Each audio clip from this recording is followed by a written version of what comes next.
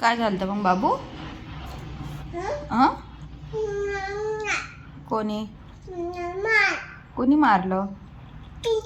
दीदीने मारलं? कधी मारलं तुला? असं मारलं? बापरे, तू मस्ती केली असेल म्हणून मारलं ना? हां काय तारले म्हणजे काय असतं? हा सगळ्यात मोठा इश्यू आहे की यांचं बोलणंच कळत नाही. काय बोलतात त्यांनाच कळते.